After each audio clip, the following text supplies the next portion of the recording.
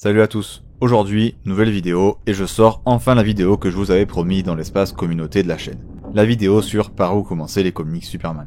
Je vais évidemment parler du run de Geoff Johns sur Superman. Je vais traiter le run en deux parties. Tout d'abord, une partie du run plus générale avec les tomes 1, 2, 3 et 5, et ensuite une partie un peu plus détaillée sur le tome 6, qui est un peu particulier dans le run car il raconte les origines de Superman. Mais bref, assez parlé, c'est parti.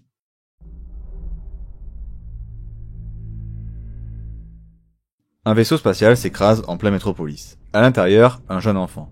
Superman prend sous son aile le rescapé et découvre qu'il vient comme lui de Krypton. Mais quel est le secret de ce dernier fils?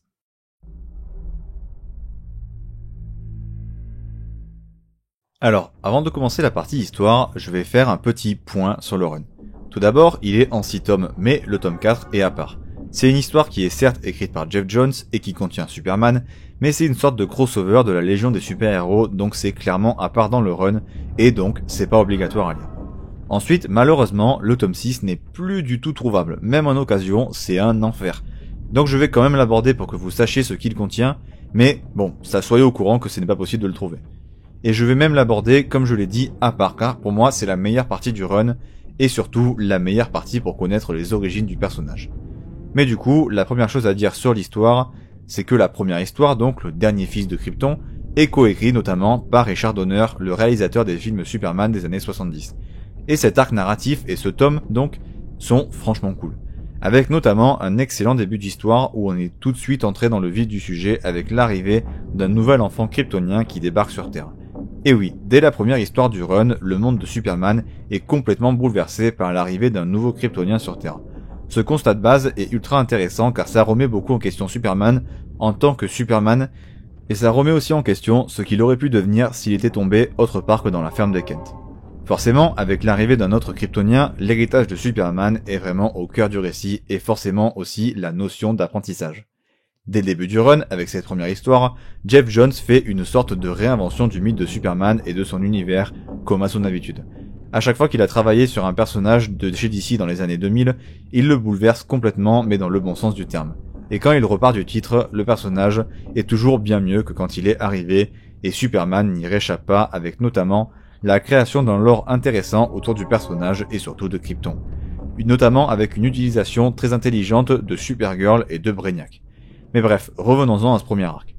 Il a une écriture très cool pour faire comprendre notamment la rivalité entre Superman et Lex Luthor, qui de manière générale est certainement la chose la mieux travaillée du run, et aussi la plus présente.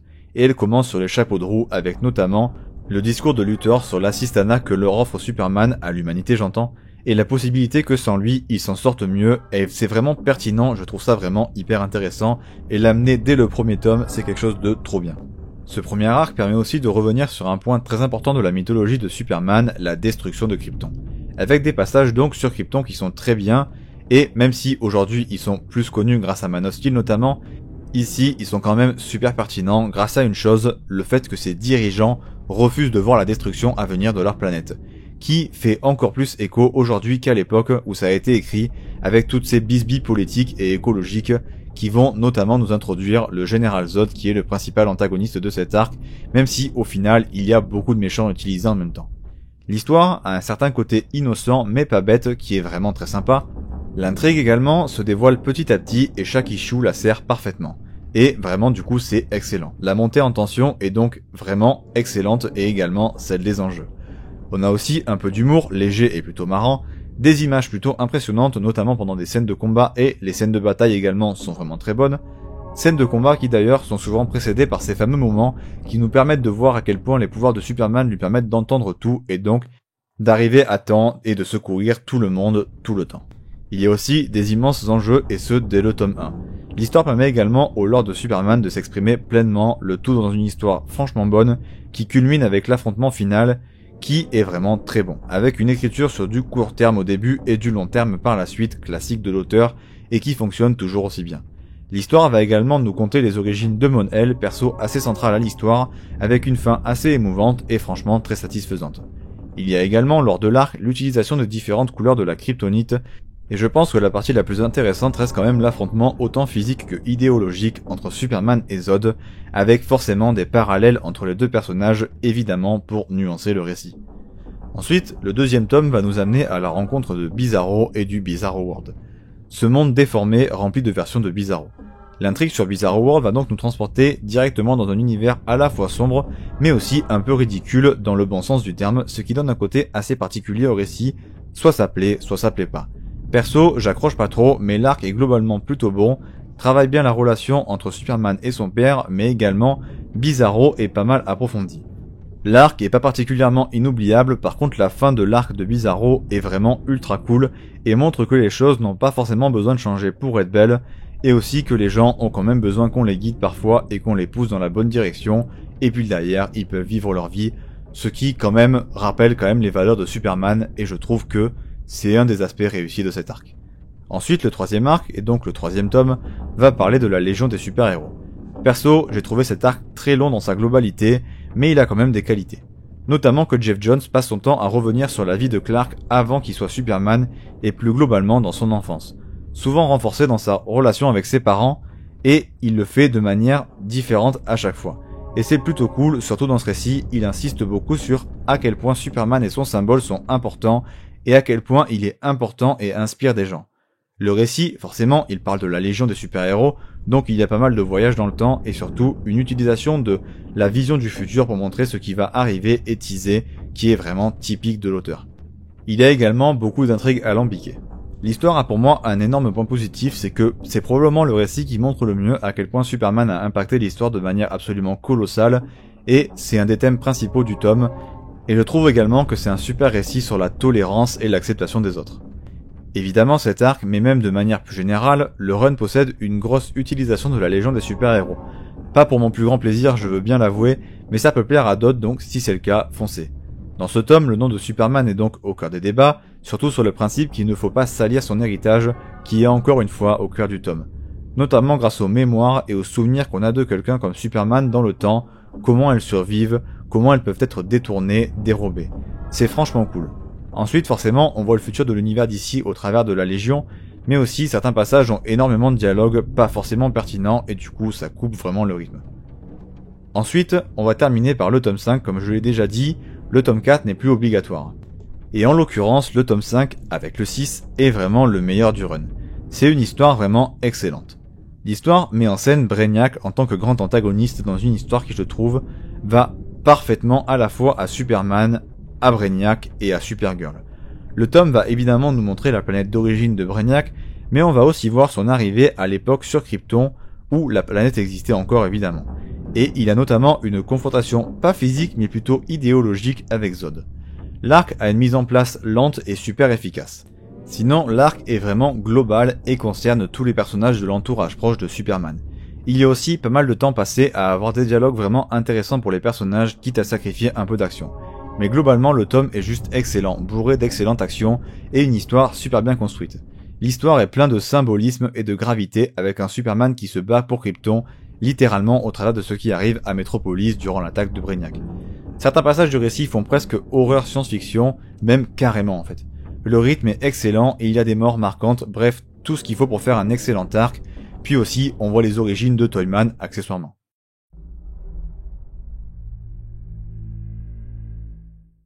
Alors pour aborder la partie personnage de ce run, avant de passer à la partie sur le tome 6, je voudrais commencer en disant qu'il y a de très bons dialogues, tout simplement. Ensuite, Zod est vraiment un fou furieux, prêt à absolument tous les extrêmes pour arriver à son but, mais vraiment tous. On voit également ses origines et voir ce qui l'a poussé à bout, c'est vraiment excellent et rend le personnage vraiment plus nuancé. On apprend tout ce que Zod également a pu faire pour Krypton et ça impose un putain de respect. Mais globalement, Zod est un excellent personnage et très bien écrit.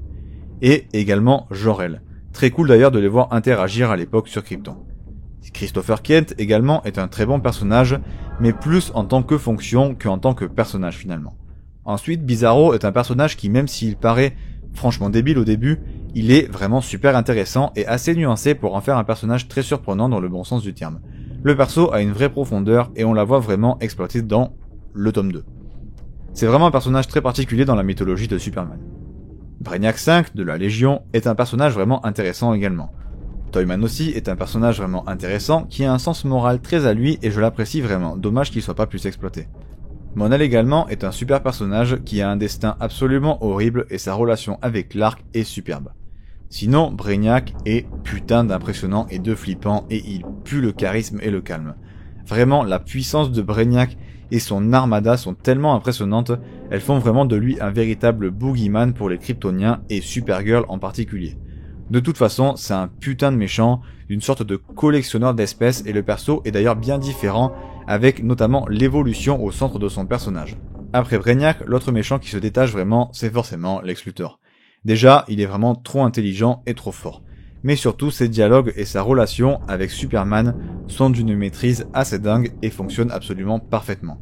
En fait, la relation entre Luthor et Clark Kent est fondamentalement changée et permet aux deux personnages d'avoir des liens encore plus forts et intéressants. Et une des choses les plus intéressantes selon moi du run, c'est qu'une chose est mise en avant, c'est que Brainiac et Lex Luthor sont un peu comme les deux côtés d'une même pièce. Chacun représentant ce qu'il y a de pire, un pour les côtés extraterrestres et un pour les hommes. Et étant mes deux méchants préférés du run, ça m'a franchement régalé. Sinon, Supergirl est super touchée par Brainiac, et son retour notamment dû à ce qu'il a fait à Kandor quand elle était encore sur Krypton. Krypton lui manque évidemment énormément, et ses souvenirs de la planète la minent psychologiquement car elle s'en souvient vraiment, elle envie Cal en fait d'en avoir aussi peu, tant les siens sont douloureux. C'est un aspect que j'ai vraiment adoré du personnage, il a beau apparaître que dans le tome 5, j'ai trouvé que c'était un des personnages les mieux écrits. Vraiment son écriture est très bonne, et elle fait notamment face à ses peurs, et sa relation avec son cousin Superman est excellente. Et pour finir, abordons Superman sur cette partie tome 1, 2, 3 et 5.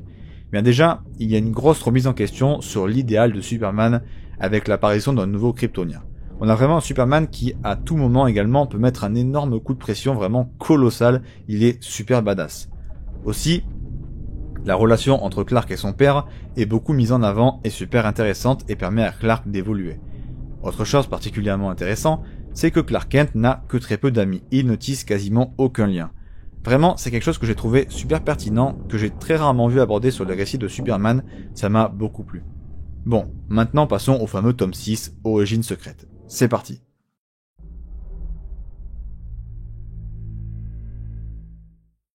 Quand le jeune Kal-El, dernier survivant de Krypton, a atterri dans la petite bourgade de Smallville au Kansas, il fut recueilli par un couple de fermiers chaleureux et aimants. Des années plus tard, la découverte de ses pouvoirs l'amène à endosser un costume reconnaissable entre mille, à voyager jusqu'au lointain futur et surtout à aider son prochain en tant que bienfaiteur de l'humanité, Superman. Mais son arrivée à Metropolis provoque la jalousie du machiavélique mania Lex Luthor.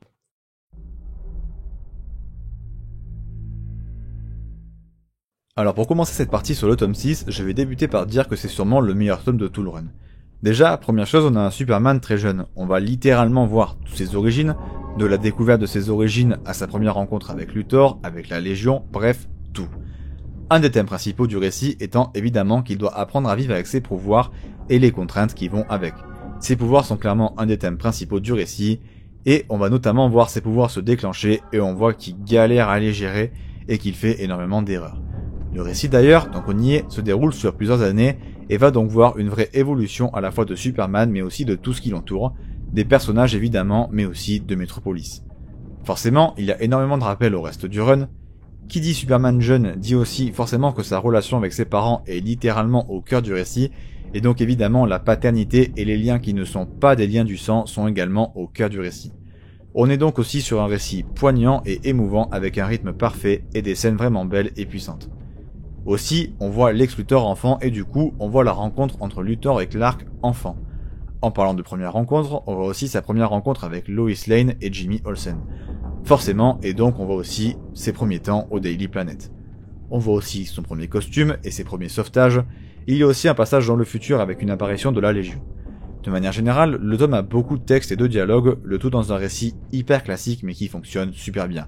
Il est très politique et médiatique avec forcément pas mal d'intérêt de l'armée pour Superman dans un récit très réaliste avec l'armée et le développement d'armes au cœur de l'histoire avec en cerise sur le gâteau les origines de Metallo mais également celles de Parasite. On voit aussi comment les gens réagissent pour la première fois à Superman avec notamment des thèmes récurrents comme l'idéalisme de Superman où on le voit confronté au monde réel. Il y a également d'excellentes scènes de combat avec une réinvention légère de la mythologie de Superman et surtout une excellente fin. Vraiment, c'est un super tome, c'est un super arc narratif que j'ai vraiment beaucoup aimé.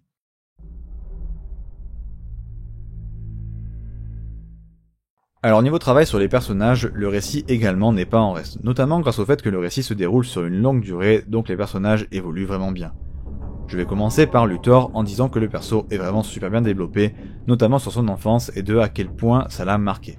Lex Luthor est déjà flippant et maniaque dès le début, dès son enfance, et il déborde d'intelligence et d'ambition. Aussi, le perso est amené de façon très particulière par le récit pour en faire quasiment un personnage biblique. Et puis bien sûr, il est trop intelligent, et également on a l'apparition d'un autre personnage pas encore vu dans le run, Lana Lang, et c'est une super personne qui conseille parfaitement Clark, c'est un super personnage. Ils ont vraiment une super relation. Ensuite pour Superman, déjà la relation entre Superman et Luthor, qui est donc au centre du récit, est écrite ultra différemment. C'est aussi probablement le Superman auquel il est le plus facile de s'attacher que j'ai pu lire. Déjà parce que c'est un ado tout simple à la base, mais aussi car il ne peut que très rarement être lui-même dû à ses pouvoirs. La Légion joue également un gros rôle dans le premier développement de Clark en tant que Superman, encore une fois. Également, les parents de Clark sont beaucoup trop gentils, ils aident beaucoup trop leur fils, comme dans le reste du run, c'est vraiment des personnages incroyables. Également, on appuie beaucoup sur la différence de comportement entre Clark Kent et Superman, et globalement, le récit a un excellent travail sur Superman et son idéal. Et pour finir, 2 mots sur Lois. Bon déjà, Lois est clairement le meilleur reporter de Daily Planet. Toujours enclin à dire la vérité et droite dans ses bottes, surtout quand il faut tenir tête au patron. Le personnage est très charismatique, elle tient vraiment la tête à tout le monde, même à Lex Luthor.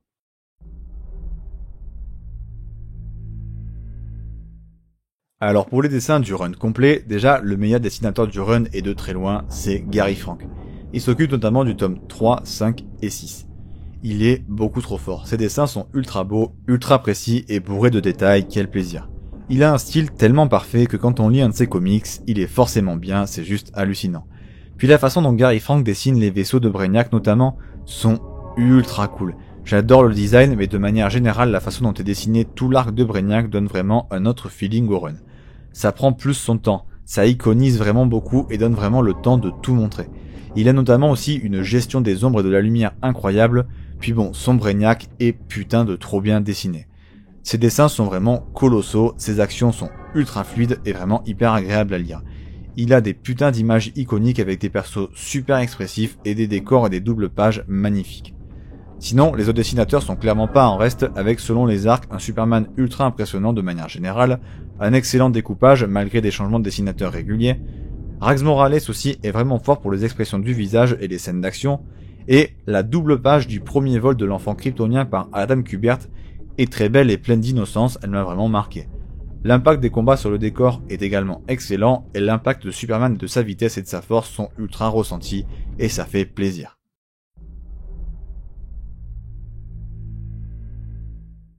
Alors pour le conseil lecture, je vais vous conseiller d'aller sur Superman All-Star. Personnellement, j'ai pas aimé le récit, mais c'est un récit considéré comme un des meilleurs sur Superman par tout le monde. Il a notamment reçu plein de nominations aux Eisner Awards, donc je pense que vous pouvez y aller. Je pense que je suis plus un cas unique qui ait pas aimé ce récit, plutôt que l'inverse.